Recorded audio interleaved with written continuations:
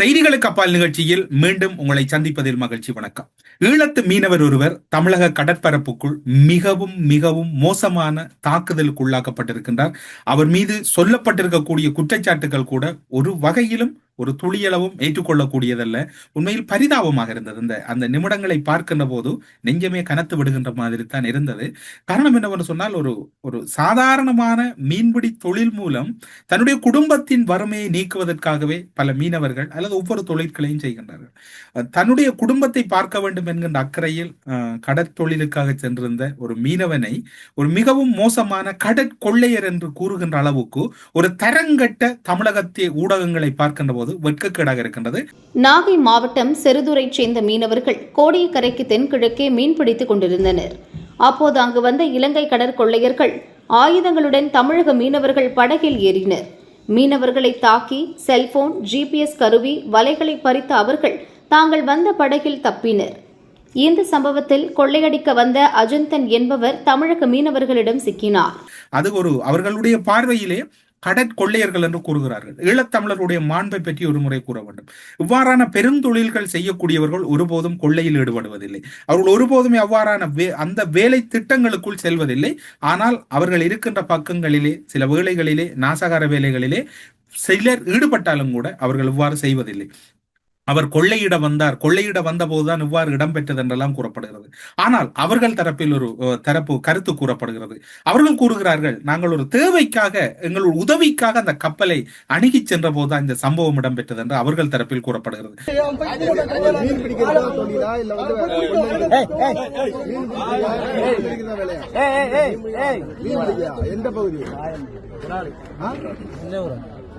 ஜப்னாவா ஜப்னால இல்ல எடுத்து ஐயா வணக்கம். அந்த ஸ்பாட்ல இருக்கீங்க பரிதோரியா எடுத்துரியா எல்லாம் எந்த வந்து அவர் கேக்குறாரு.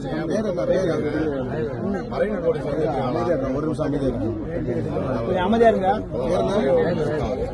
எத்தனை பேர் வந்தீங்க நீங்க போட்ல? ரெண்டு பேர் விட்டு ஓடிட்டாங்க. நீங்க வலையோட வந்தீங்களா இல்ல கத்தியோட வந்தீங்களா? தூண்டி அட்டாக் பண்ணிட்டீங்க. நீங்க இந்திய மீனவர்களையே அட்டாக் பண்ணிட்டீங்க.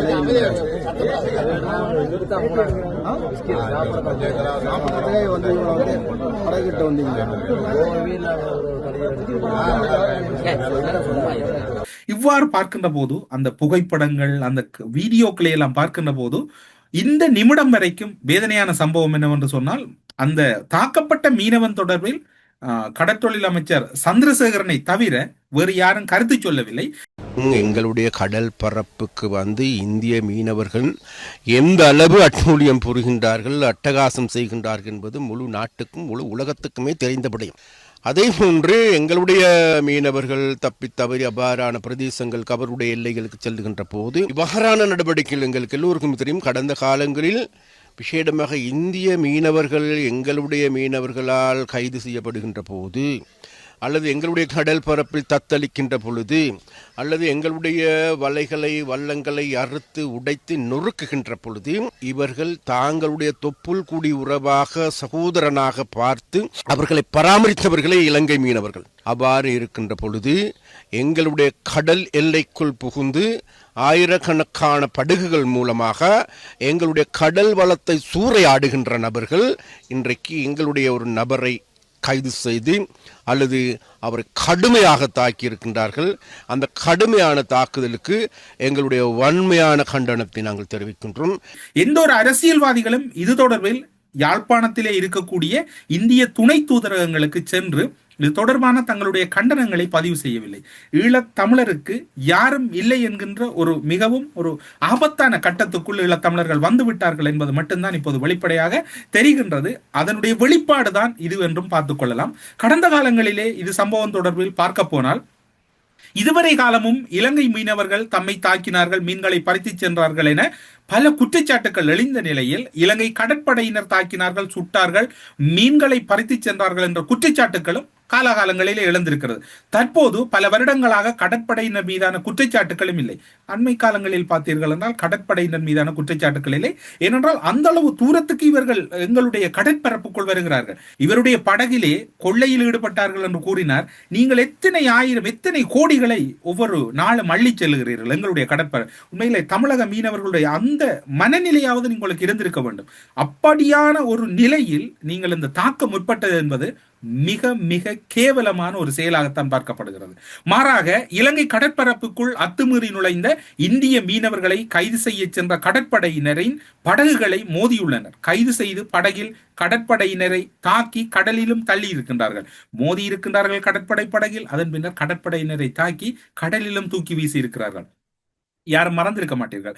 2024 ஆண்டு காலப்பகுதியில் இந்திய மீனவர்களை கைது செய்ய அவர்களின் படகில் கடற்படையினர் ஏற முற்பட்ட போது இந்திய மீனவர்களின் செயற்பாட்டினால் அவர் கடலிலே தள்ளப்பட்டு தாக்கப்பட்ட ஒரு கடற்படை வீரர் உயிரிழந்தார்.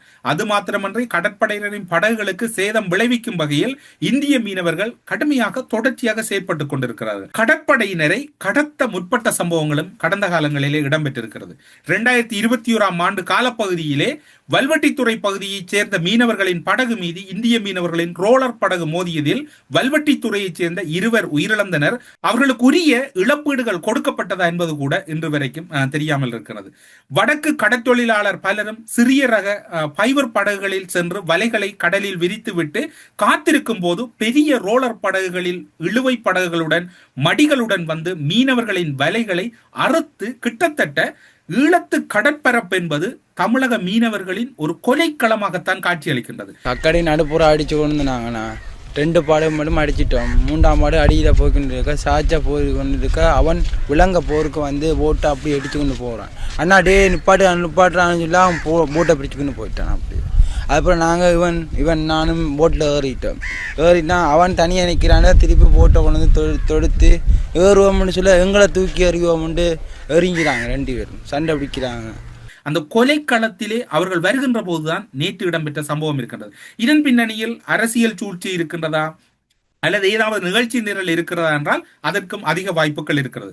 ஈழத்து மீனவர்கள் அந்த கடற்பரப்பிலே கிட்டத்தட்ட 2 கரம் கூப்பி அந்த அவர்களிடம் இருக்கக்கூடிய சைகை விளக்குகளை எரித்த வண்ணமாக நாங்கள் வலைகளை விரித்திருக்கின்றோம், இந்த பகுதிக்குள் வராதீர்கள் என்றால் வேண்டுமென்றே அந்த பகுதிகளுக்குள்ளால் வந்து அந்த வலைகளை நாசம் செய்துவிட்டு இந்த ரோலர் படகுகளில் வருகிற இந்திய மீனவர்கள் செய்திருக்கிறார்கள். அதனோடு அந்த அறுக்கப்பட்ட மீனவர்களின் வலைகளுக்கு இலங்கை அரசாங்கமோ அல்லது இந்திய அரசாங்கமோ ஒருபோதுமே அவர்களுக்கு நிவாரணம் கொடுத்ததில்லை. அண்மை காலமாக சீன அரசாங்கத்தின் உதவிகள் அந்த மீனவர்களுக்கு சென்று சேருகிறது. ஏதோ ஒரு வகையில் அது ஆறுதலாக இருக்கின்றது. அண்மையிலே பலாலி வடக்கிலிருந்து சென்ற மீனவர் தாங்கள் வலைகளை அறுத்து விட்டார்கள் என 3 மீது இந்திய மீனவர்கள் தாக்குதல் மேற்கொண்டதில் 2 தப்பி யாழ்ப்பாணம் வந்த நிலையில் ஒருவரை மிக மூர்க்கத்தனமாக தாக்கி இருக்கின்றார்கள். அந்த காணொளிதான். அதாவது அவரிடம் கேட்கின்றார்கள், உண்மையை சொல்லும், உண்மை விடுகிறோம் என்று. ஒரு இந்த தமிழ்நாட்டினுடைய கேவலம் என்னவென்று சொன்னால், ஒரு போலீஸ் அதிகாரி பார்த்து கொண்டிருக்கிறார், தாக்குகிறார்கள். அவருடைய கைகள் காட்கள் எல்லாம் நைலோன் கயிறால் கட்டப்பட்டிருக்கின்றது. ஒரு கிட்டத்தட்ட சொல்ல போனார் தமிழனை சித்திரவதை செய்த ஒரு மிக கேவலம் அரங்கறி இருக்கின்றது, அரங்கறி கொண்டு இருக்கின்றது. ஈழத்தமிழர்கள் 2009 ஆண்டு அழிக்கப்பட்ட போதும் கருணாநிதி வேடிக்கை பார்த்து கொண்டுதான் இருந்தது தமிழகத்திலிருந்து. எனவே தமிழக மக்கள் கணிசமானவர்கள் உண்மையில் மிகவும் நல்லவர்கள், நெருக்கத்துக்குரியவர்கள். இந்த வலைகளை அல்லது இந்த கடற்தொழில் செய்கின்ற பலர் வேற்று மாநிலங்களைச் சேர்ந்தவர்கள் தான் தமிழகத்திலே அவர்களுடைய படகுகளை அந்த இவ்வாறான வேலை திட்டங்களுக்கு நகர்த்துகிறார்கள். அதாவது மீன்பிடிகள், ஆழ்கடல் மீன்பிடிகளுக்கு நகர்த்தக்கூடியது வெளி மாநில படகுகள் என்றும் கூறப்படுகிறது. இவ்வாறான சூழ்நிலையில் அவரை தாக்கிவிட்டு கைகள் கால்கள் கட்டப்பட்ட நிலையில், அதாவது அவர் படகு மோதிய போது காயம் ஏற்பட்டதாக கூறப்படுகிறது. அவருடைய தலைகள் முகங்கள் எல்லாம் மிகவும் மூர்க்கத்தனமான ஒரு தாக்குதல் நடத்தப்பட்டிருக்கின்றது. நீங்கள் எவ்வளவு கடல் வளங்களை கொள்ளையிட்டு செல்கிறீர்கள் எங்களுடைய நிலப்பரப்பிலிருந்து. உங்களுக்கு ஒரு மன சாட்சி என்பது ஒருபோதுமே ஈழத்து மீனவர்கள் இந்திய மீனவர்கள் கடலிலே எவ்வாறு தத்தளிக்கின்ற போது சரி அல்லது ஏதோ ஒரு சம்பவம் நடங்கிற போதும் சரி ஒருபோதுமே அவர்கள் கை வைப்பதில்லை. அவர்கள் மீது கோபத்தை வெளிப்படுத்துகின்ற வகையில் சத்தமிட்டிருக்கிறார்கள். அவர்களிடம் இருக்கக்கூடிய விளக்குகளை அதிக அளவில் எரிய செய்திருக்கிறார்கள். ஆனால் கை வைக்கின்ற அளவுக்கு போகவில்லை, தாக்குதல் இடம்பெறவில்லை. இந்திய மீனவர்கள் எல்லாம் மிக மூர்க்கத்தனமாக தாக்குதல்களில் ஈடுபட்டிருக்கிறார். தற்போது கடத்தி செல்லப்பட்ட தமிழக மீனவர்களால் கடத்தி செல்லப்பட்ட ஈழத்து மீனவன் குறிப்பாக தற்போது கிளையூர் போலீசாரால் மீட்கப்பட்டு நாகப்பட்டினம் அரசு மருத்துவமனையில் அனுமதிக்கப்பட்டுள்ளார். இலங்கை மீனவனை தாக்கியது அல்லது அது அவர் மீது மிகவும் மனிதாபிமானமற்ற முறையில் நடந்து கொண்ட எந்த ஒரு தமிழக மீனவர் மீதும் தமிழக போலீசார் ஒரு விசாரணை கூட செய்யவில்லை. ஒரு முறைப்பாடு பதிவு செய்யாதை விட்டுவிடலாம். ஒரு விசாரணை கூட பதிவு செய்ய ஒரு போலீசாரின் முன்னால் ஒரு தாக்குதல் இடம்பெறுகிறது. அந்த தாக்குதலை கூட அவர் தடுக்காமல் வேடிக்கை பார்க்கிறார். இந்த அளவு நிலைமையில் தான் எங்களுடைய நிலைமை இருக்கிறது. இதனுடைய பெரிய துர்ப்பாக்கியம் என்னவென்று சொன்னால் சமாஜங்கள் கதைக்கிறது. அதாவது பன்னாரில் இருக்கக்கூடிய ஒரு சிவில் அமைப்பு தன்னுடைய கருத்தை பதிவு செய்திருக்கின்றது. ஒரு நைலோன் கைதுகளால் கட்டப்பட்ட நிலையில தமிழ்நாட்டு மீனவர்கள் கடல் கொள்ளையர் என்ற சந்தேகத்தின் பேர்ல பிடித்து அவர்களை அடிக்கிறது, அவர்களை காயப்படுத்தும் விதமான போட்டோக்களை நாங்கள் சமூக வலைத்தளங்கள்ல பார்க்கிறோம். இதற்கான கண்டனத்தை நான் முதலாவது தெரிவித்துக் கொள்ள விரும்புகிறேன். ஆக மீனவர்களுக்கு இடையிலே நீங்களே தண்டனை கொடுக்க அல்லது பிடித்து அவர்களை 2 பேருக்கும் மாறி மாறி இலங்கையில் இருக்கின்ற மீனவர்களும் தமிழ்நாட்டில் இருக்கிற மீனவர்களுக்கும் இடையிலே நீங்கள் அந்த முருகலை உருவாக்குவீர்கள் என்றால் இது ஒரு பெரிய ஆபத்தான நிலையை உருவாக்கும்.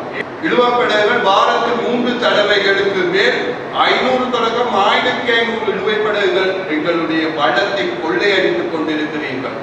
எங்களுடைய நாட்டு வளத்தை அபகரித்துக் கொண்டிருக்கிறீர்கள். ஆனால் குடிக்கும் அனைவரையும் மரியாதையாகவும் கண்ணியமாகவும் கௌரவமாகவும் எங்களுடைய நீதிமன்றத்தில் இங்கே இருக்கின்ற மீனவர்கள் அவர்களை கையளிப்பதுதான் தார்மீக முறை. அதுதான் சக மீனவர்களுக்கு இடையிலான உறவை பலப்படுத்தும். அந்த மீனவர்களை சக மீனவர்களை நீங்கள் உங்களுடைய கையிலே எடுக்காதீர்கள் சட்டத்தை, அல்லது நீங்களே தண்டனை கொடுக்க முயலாதீர்கள். அது 2 நாட்டு மீனவர்களுக்கு இடையிலே பாரிய பிளவை ஏற்படுத்தும், பாரிய பிரச்சனை ஏற்படுத்தும் என்பதை எனது சிவில் சமூகமாக இந்த கண்டனத்தை நான் வலியுறுத்தி கொண்டு இந்த குடும்பத்தின் சார்பில் அந்த குடும்பமும் கூறுகின்றது, நாங்கள் கடல் தொழிலுக்காகத்தான் சென்றோம், இதில் எவ்வாறான நடவடிக்கை தான் இடம்பெற்றது என்று. இங்கே தோட்டத்துக்கு போய் பச்சைமலாம் நாங்கள் 8 மணிக்கு போய் 1 மணி தான் வந்து நாங்கள் 40 லிட்டர் மண் அடித்து தூண்டி போட போனாங்க. எங்களோட துறைகளுக்கு 90 நேர 14 கிலோமீட்டர்லாம் போனாங்க. அங்கே போக தூண்டி அடிச்சிட்டு மீன் அடிக்க வீட்டை எங்களோட தூண்டியில் ஒரு மீன் தான் அடித்தது. வீட்டை போட்டு பக்கத்தில் நின்றது. நான் சாப்பாடு ஒன்று வாங்கிட்டு நாங்கள் கொட்டுப்பட்டுட்டு ஒரு போட்டில் போனாங்க. சாப்பாடு கொட்டு போட்டு அப்போ சாப்பாடு வேண்ட போட்ட கேட்க வேண்டு கூட டப்புண்டு எனக்கு கத்தியால் ஊற்றி வேணும். அதெல்லாம் முதல் தாக்கி வேணும். பெட்ரோல் குண்டால் எரிஞ்ச வேணும். இது நாங்கள் டப்புண்டு மாமா வரியிலண்டவன் என்னவங்களுக்கு மாமா டப்புண்டு பாஞ்சு அவங்ககிட்ட நான் சின்ன பிள்ளை விடுங்கோண்ட மாமாட பண்ணு கட்டி போட்டு மாமாவை அடியடின்னு அடித்து நான் மாமாவோட நான் திருப்பி மாமாவுக்கு வந்து எனக்கு மண்டை வண்டி அடிச்சு வேணும். நான் சாப்பாடு தான் போனாங்க. அவர்கிட்ட இந்த கடல் ஒன்று மடுக்க போயில அவர்கிட்ட போவங்களுக்கு சரியான அடியும் அதுக்கு காலை தான் அமைஞ்ச காலு தான் கொத்து காயம், இதான் மண்டை நாரிதான் கண்டல் காயம். ஒன்றுக்கு நாங்களாக போயில எல்லாரும் எங்களுக்கு முதல் தாக்கினோம். அதுக்கு பிறகு நாங்கள் சிதான்றாங்க சமாளித்து கொண்டு சாப்பாடுண்டு இன்ஜின் எழுத்துண்டு மாமா கொண்டு விடணும் கிடைக்கி போட்டெல்லாம் முடிஞ்சிட்டேன்ட்டு அவர் இடிச்சு போட்டுக்கெல்லாம் முடிச்சு போட்டுலாம் நொறுங்கிட்டு. அந்த மீனவனுடைய ஒரு ஆதங்கத்தை நீங்கள் பார்த்திருப்பீர்கள். அந்த மீனவன் அளவில்லை. ஏனென்றால் அந்த அளவுக்கு அந்த கடற்தொழிலாளர்களின் வாழ்க்கை என்பது விரக்தியாகிவிட்டது. அவ்வளவு மோசமான நிலைமைதான் கடலில் இருக்கின்றது. அவர்களுக்கு அரசியல்வாதிகளும் ஆதரவில்லை, அரசாங்கமும் ஆதரவில்லை, யாருமே ஆதரவில்லாத ஒரு மிகவும் துர்ப்பாக்கியமான நிலை இருக்கின்றது. இலங்கை கடற்படையினரால் கைது செய்யப்படும் தமிழக மீனவர்கள் மீது இலங்கை மீனவர்கள் ஒருபோதுமே கோபத்தையோ வெறுப்பையோ காட்டியதில்லை. உடனடியாக கைது செய்யப்படுகின்ற போது சட்டத்தை மீறி கைது செய்யப்பட்டால் கூட தங்களால் முடிந்த உதவிகளை செய்து கொள்வார்கள். அதற்கு மாறாக அவர்களுக்கு தேவையான உதவிகளை செய்வதில் ஈழத்து மீனவர்களுக்கு நிகர் வேறு யாரும் இல்லை. ஈழத்து மீனவர்கள் ஒரு பெரும் தலைவன், ஒரு பெரும் படைகட்டி ஆண்ட தலைவனின் வழிநடத்தலில் வாழ்ந்தவர்கள். அவர்களுக்கு அறம் இருக்கின்றது, அவர்களிடம் மனிதாபிமானம் இருக்கின்றது, அவரிடம் அன்பு இருக்கின்றது, அவரிடம் பண்பு இருக்கின்றது. இவை அத்தனையும் இல்லாமல் நாதியற்ற நிலையில் அவர்கள் இல்லை. அவர்களிடம் இருக்கக்கூடியது அத்தனையும் பண்பு. இதற்கு எதிரான மனநிலையில் தமிழக மீனவர்கள் இருப்பது என்பது உண்மையில் ஒரு வேதனையான சம்பவமாக தான் இருக்கின்றது. அந்த மீனவனுடைய ஒரு ஆதங்க குரலை நீங்கள் மிகவும் மிகவும் லேசாக கேளுங்கள்.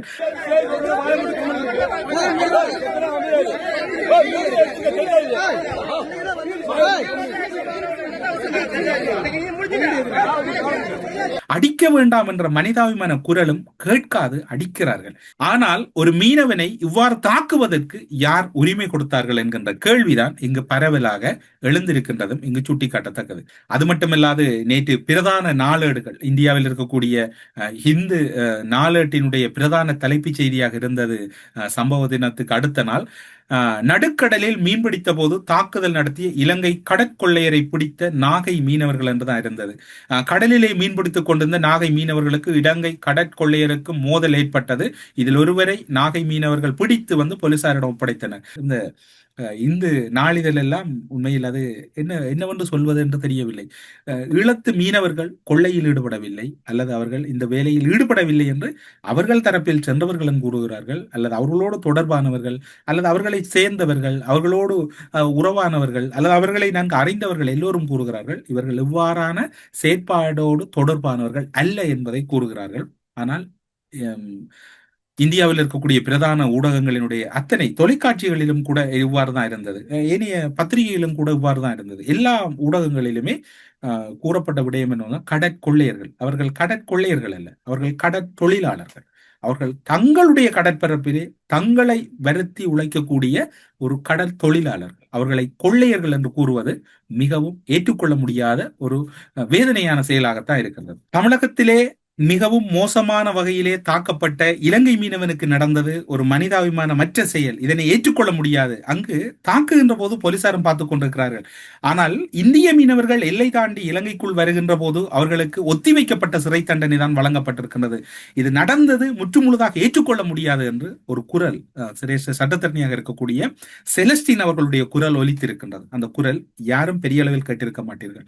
அவருடைய சமூக வலைத்தளத்திலே இந்த குரல் மிகவும் ஆதங்கமாகவும் சட்ட ரீதியாக என்ன இடம்பெறுகிறது. ஈழத்து மீனவன் என்றால் அவ்வளவு உங்களுக்கு மிகவும் இலேசாக போய்விட்டாரா? நாங்களும் மனிதாபிமானத்தோடு ஒரு மனிதாபிமானமற்ற முறையிலே போலீசார் நடந்து கொண்டார்கள் என்று தன்னுடைய கண்டனத்தை பதிவு செய்கிறார் யாழில் இருக்கக்கூடிய சிரேஷ்ட சட்டத்தரணி செலஸ்டின் அவர்கள். அவருக்கு அடி விழும் பொழுது கூட ஒரு போலீஸ் அதிகாரி பக்கத்தில் நின்று எந்தவித நடவடிக்கையும் எடுக்காமல் ஏதோ ஒரு மாபெரும் கொலை குற்றவாளி போல அவர்கள் அந்த இலங்கை தமிழ் மீனவனை அவர்கள் கையாண்டுள்ளார்கள். இந்த கடற்கொள்ளையர் என்று சொல்லுகின்ற இந்த இந்திய மீனவர்கள் இலங்கையினுடைய கடல் எல்லைக்குள் சட்டவிரோதமாக எந்த அனுமதி பத்திரமும் இல்லாமல் தடை செய்யப்பட்ட பாட்டம் ட்ரோலிங் என்று கூறுகின்ற பாட்டம் ட்ரோலிங் மிகப்பெரிய படகில் பாட்டம் ட்ரோலிங்கில் இலங்கையினுடைய கடல் வளத்தை அழித்து நில வளத்தை அழித்து கடலில் உள்ள நிலவளம் சப்சோயில் என்று சொல்லுகின்ற கடலில் உள்ள நிலவளம், அதில் உள்ள பாறைகள், பவளப்பாறைகள், கோரல் என்று சொல்லக்கூடிய இந்த பவளப்பாறைகள், மீன் உருவாகின்ற மீன் குஞ்சு பொறிக்கின்ற அந்த பவளப்பாறைகள் உட்பட்ட அனைத்தையும் அழிப்பதுடன் அதைவிட மெலிதிகமாக இலங்கை மீனவர்களுடைய வலைகள், அவர்களுடைய படகுகள், அவர்கள் மீது தாக்குதல் உட்பட்ட குற்றச் செயல்கள், இந்த கடற்கொள்ளை என்று கூறுகின்ற இந்த இந்திய கடற்கொள்ளையர்கள் இவ்வாறான குற்றச் செயல்களை வகை தொகையின்றி பெருமடுப்பில் நூற்றுக்கணக்கான படைகளில் இலங்கையில் செய்து அட்டூழியம் புரிவது ஒன்றும் புதிதல்ல. இது வழமையாக நடைபெறுகின்ற ஒரு செயற்பாடு. இது தொடர்பாக நாங்கள் அழுத்தம் கொடுக்கும் பொழுது கடற்படையினர், இலங்கை கடற்படையினர் சாட்டுக்கு 1-2 படகுகளை கைப்பற்றி அந்த படையில் உள்ள இந்திய மீனவர்களை இலங்கை சட்டப்படி நீதிமன்றத்தில் முற்படுத்தி சட்ட நடவடிக்கை எடுக்கும் போதெல்லாம் இந்த அத்துமீறிய இந்த இந்திய கடற்கொள்ளையர்களுக்கு எமது நீதிமன்றங்கள் மிகவும் பரிவுடனும் மனிதாபிமானத்துடனும் அவர்களுடைய வறுமையை பார்த்து ஒத்திவைக்கப்பட்ட சிறை தண்டனை, சஸ்பெண்டட் சென்டென்ஸ் என்று சொல்லுவார்கள், ஒத்திவைக்கப்பட்ட சிறை தண்டனையை கொடுத்து அவர்களை மீண்டும் இந்தியாவுக்கு அனுப்புவதுதான் வழமை. ஒரு மீனவன், இலங்கை மீனவன் சிறிய வட ஒன்றில் தங்களுடைய நாட்டுக்குள் சென்றவுடன் அது கடற்கொள்ளை என்று கூறி நிலைச்சத்தனமாக நாகரிகமற்ற ஒரு சமூகம் போல செயற்பட்ட இந்த இந்திய மீனவர்களுடைய செயற்பாடு மிகவும் கண்டிக்கத்தக்கது. இந்த தாக்குதலுக்கு உள்ளான நபருக்கு நீதி கிடைக்க வேண்டும். இது தொடர்பாக தமிழ்நாடு அரசாங்கம், தமிழ்நாட்டு முதலமைச்சர் ஸ்டாலின் ஐயா அவர்கள் நடவடிக்கை எடுக்க வேண்டும். இந்திய மத்திய அரசாங்கம் இது தொடர்பாக என்ன சட்ட நடவடிக்கை எடுத்தது, இந்த தாக்குதலுக்கு உள்ளான இளைஞன் சார்பில் இந்த தாக்குதல் செய்தவர்களுக்கு எதிராக என்ன நடவடிக்கை எடுக்கப்பட்டது என்ற விடயங்களை இலங்கை அரசாங்கத்துக்கும் இலங்கை மக்களுக்கும், குறிப்பாக யாழ்ப்பாண மக்களுக்கும் அவர்கள் சொல்ல கடமைப்பட்டுள்ளார்கள். யாழ்ப்பாண சிறைச்சாலையில் பல இந்திய மீனவர்கள் கைது செய்யப்பட்டு வரும் பொழுது அவர்களுக்கு பல விதத்தில் இலங்கை மக்கள் உதவி செய்திருக்கிறார்கள். ஒரு நாளும் அவர்களை அடித்ததில்லை, தாக்கியதில்லை. அந்த இளைஞனை, ஒரு மீனவனை இவ்வாறு சூழ்ந்து கொண்டு இவ்வாறு கேவலமான முறையில் தாக்குதல் செய்ததுக்கு யாழ்ப்பாணத்திலிருந்து எனது கண்டனத்தை நான் பதிவு செய்கிறேன். இந்த மாதிரியான சம்பவங்கள் இனி இடம்பெறாமல் இருப்பதற்கு தேவையான நடவடிக்கைகளை இந்திய மத்திய அரசாங்கம், இந்திய தமிழ்நாடு அரசாங்கம் எடுக்க வேண்டும். இலங்கையில் இருக்கும் இந்திய துணை தூதரகம், குறிப்பாக யாழ்ப்பாணத்தில் இருக்கும் கான்சுலேட் ஜெனரல், நான் நினைக்கிறேன் சாய் முரளி ஐயா இது தொடர்பான நடவடிக்கைகளை எடுக்க வேண்டும். இவ்வாறு மிலேச்சத்தனமாக கடற்கொள்ளை என்று சொல்லி ஒருவனை நீங்கள் தாக்கினால், இந்திய மீனவர்கள் இலங்கைக்கு வந்து அத்துமீறி செய்யும் செயற்பாடுகளுக்கு இங்குள்ள மீனவர்கள் எதிர்வினை ஆற்ற தொடங்கினால் அது இரண்டு நாட்டுக்கும் ஒரு நல்ல உறவை கொண்டு வராது. இது மிகவும் மோசமான ஒரு முன்னுதாரணமாக மாறும். ஆகையால் இந்த இளைஞனுக்கு நீதி கிடைக்க வேண்டும் என்று சொன்னால் உடனடியாக இந்த இளைஞனை தாக்கிய நபர்களுக்கு எதிரான சட்ட நடவடிக்கையை எடுக்க வேண்டும். இனிமேல் இந்த இந்திய கடற்கொள்ளையர்கள் இலங்கைக்கு வந்து சட்டவிரோத மீன்பிடியில் ஈடுபடும் பொழுது எமது நீதிமன்றங்கள் கடுமையான நடவடிக்கையை எடுத்து மிக கடுமையான தண்டனைகளை வழங்க வேண்டும். குறிப்பாக இலங்கை கடல் எல்லைக்குள் ஒரு அந்நிய படகில் சட்டவிரோதமாக மீன்பிடித்தால், அனுமதியின்றி மீன்பிடித்தால் அந்த நபருக்கு எதிரான குறைந்தபட்ச தண்டனை 2 வருட சிறை அல்லது 60 லட்சம் ரூபாய் தண்டப்பணம் அல்லது இரண்டும். இதுவரை காலங்களில் தண்டப்பணத்துக்கு பதிலாக 60 லட்சம் ரூபாய் தண்டப்பணத்துக்கு பதிலாக சிறை தண்டனையை நமது நீதிமன்றங்கள் வழங்கி வந்துள்ளது. அந்த சிறை தண்டனையை கூட ஒத்திவைக்கப்பட்ட சிறை தண்டனையாக ஒத்திவைத்து அவர்களை விடுதலை செய்துள்ளது. இனிமேல் இலங்கை நீதிமன்றங்கள் இந்த விடயங்களில் எமது மீனவர்களுடைய நலன்களை பாதுகாக்கவும் எமது நாட்டின் மீன் வளங்களை பாதுகாக்கும் நோக்கத்துடனும் எமது நீதித்துறை செயற்பட வேண்டும். இதில் மீண்டும் ஒரு விடயம்தான் கூற வேண்டி இருக்கின்றது. எல்லை தாண்டி ஈழத்து கடற்பரப்பில் நுழைந்து அட்டூழியங்கள் புரியும் இவர்கள் அனைவரும் உத்தமர்கள் ஆகிவிட முடியாது. அநியாயமாக இவர்கள் அனைவரும் அநியாயங்களிலேயே ஈடுபடுகிறார்கள். எல்லை தாண்டி வந்த செயல் யாராயினும் தவறுதான். அந்த மீனவர்கள் பிடிக்கப்பட்ட முறை காவல்துறையினரிடம் ஒப்படைத்திருந்தால் சரி, அதுதான் இங்கு இருக்கக்கூடிய முறை. இப்போது அரசியல்வாதிகள் பக்கம் வந்து விடுவோம். அரசியல்வாதிகள் பக்கம் வந்தால், வேதாரண்யம் அருகே மீன்பிடிக்கும் 22 மீனவர்களை குறிவைத்து தாக்கிய கடற்கொள்ளையர்கள் இந்திய இலங்கை அரசுகள் இணைந்து கொள்ளையர்களை உடனடியாக கைது செய்ய வேண்டும் என்று தமிழக வாழ்வுரிமை கட்சியினுடைய தலைவர் வேல்முருகன் அவர்கள் அறிக்கை வெளியிட்டிருக்கின்றார். வேல்முருகன் அவர்கள் ஒன்றை புரிந்து கொள்ள வேண்டும். இது எல்லை தாண்டி இலங்கை கடற்பரப்புக்குள் சென்ற போதுதான் இந்த சம்பவம் இடம்பெற்றது. அந்த குறித்த இளைஞன் கடற்கொள்ளையர் இல்லை, அவன் ஒரு சாதாரணமான ஒரு மீன்பிடி தொழில் செய்யக்கூடிய ஒருவர். அவன் மீது நீங்கள் கொள்ளையர் அல்லது அவர் களவெடுக்க வந்தார் என்றால் அபாண்டமான குற்றஞ்சாட்டுவது மிக மிக பிற்போக்குத்தனமான செயற்பாடு. உங்களுக்கு வாய் இருக்கிறது என்பதற்காக நீங்கள் எல்லை தாண்டி மீன் பிடிக்கிறீர்கள் என்பதற்காக எல்லை தாண்டி அத்துமுறை கதைப்பதை அனுமதிக்க முடியாது. அது எங்களுடைய மீனவன், அவன் எங்களுடைய கடல் எல்லைக்குள் நின்றுதான் அவன் மீன் பிடித்தான். உதவி என்றுதான் அவன் அந்த அருகே சென்றிருக்கிறானே ஒழிய அவன் களவெடுப்பதற்கு அல்லது திருடுவதற்கு முற்பட்டது போன்ற அவனுடைய முகச்சாயல் அல்ல. அவனுடைய குடும்ப பின்னணிகளை தேடி பாருங்கள். அவனுடைய குடும்பம் கடலுக்கு சென்று கொள்ளையிட்டு அல்லது கடற்கொள்ளையராக இருந்து குடும்பம் வாழவில்லை. அவனுடைய குடும்பம் நாளாந்த கடற்தொழிலால் வாழுகிறது. இவ்வாறான அறிக்கைகளை வெளியிட்டு உங்கள் மீது இருக்கக்கூடிய மாண்பினையோ அல்லது உங்கள் மீது இருக்கக்கூடிய மதிப்பினையோ ஈழத்தமிழர்கள் மட்டில் குறைத்து விடாதீர்கள். இந்த சம்பவம் நடந்து இன்று 72 மணித்தியாலங்களை கடந்து கொண்டிருக்கின்றது.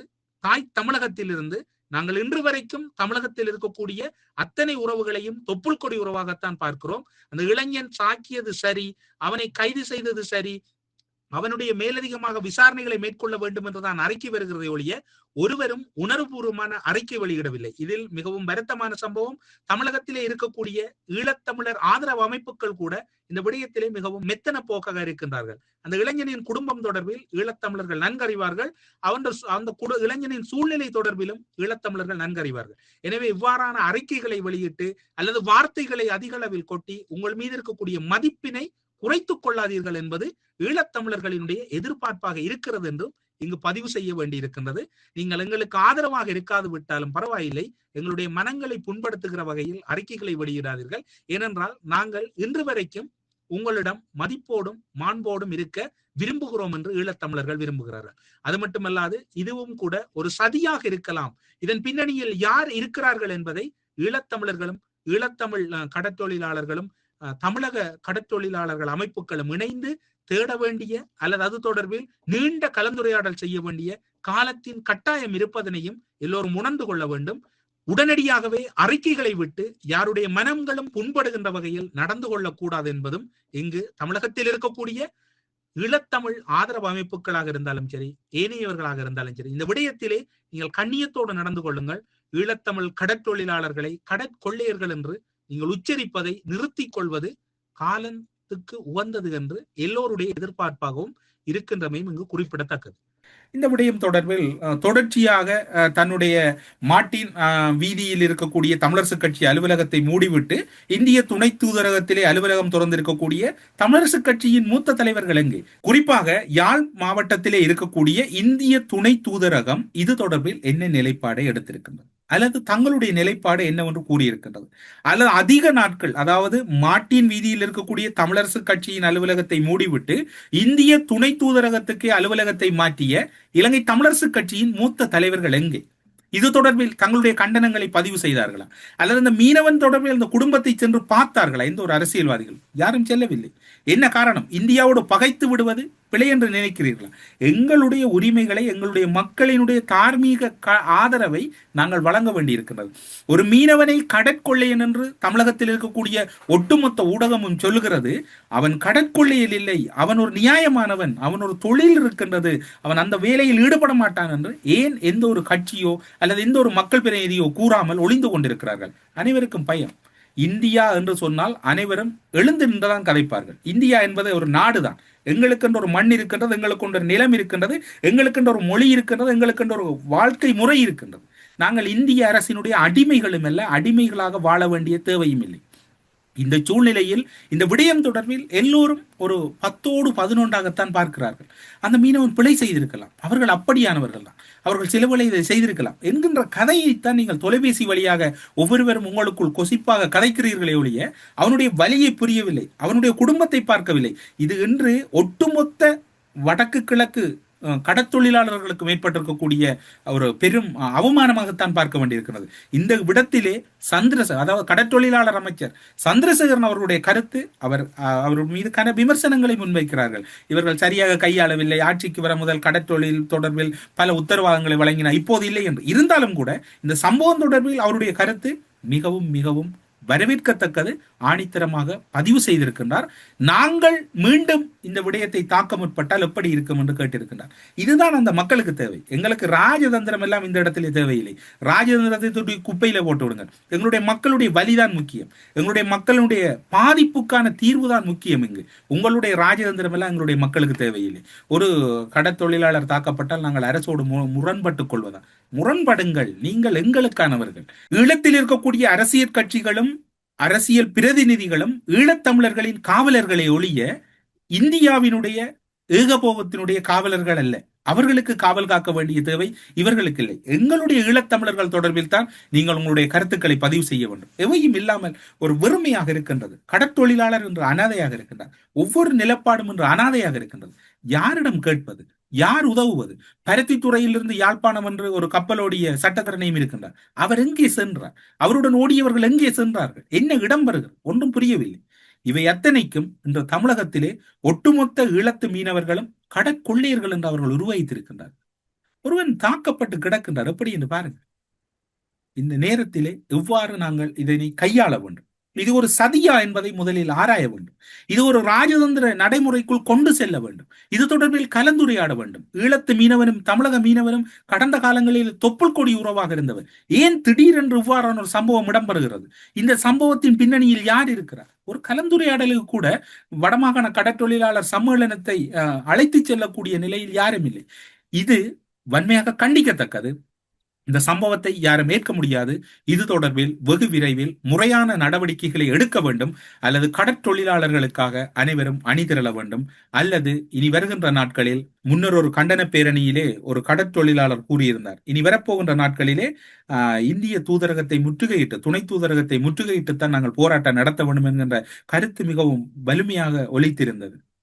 எல்லாம் என்ன இடம்பெறப் போகிறது என்று நாங்கள் பொறுத்திருப்போம். இது ஒரு உணர்வு பூர்வமானது. சில வேளை இந்த இடங்களிலே கோபங்கள் அல்லது சில வேளைகளிலே யாருக்கும் விரும்பத்தகாத வகையிலே எங்களுடைய வெளிப்பாடு இருக்கலாம். நாங்கள் ஈழத்தமிழர்களின் ஒரு காவல் நாய்களாகத்தான் இந்த இடத்திலே கதைக்க முடியுமே ஒழிய, நாங்கள் நடுநிலைமை என்பது ஒருபோதும் ஒரு இடத்திலும் இல்லை. நடுநிலைமை என்பது முடிவெடுக்க தெரியாத ஒரு மனிதர்களினுடைய செயற்பாடு.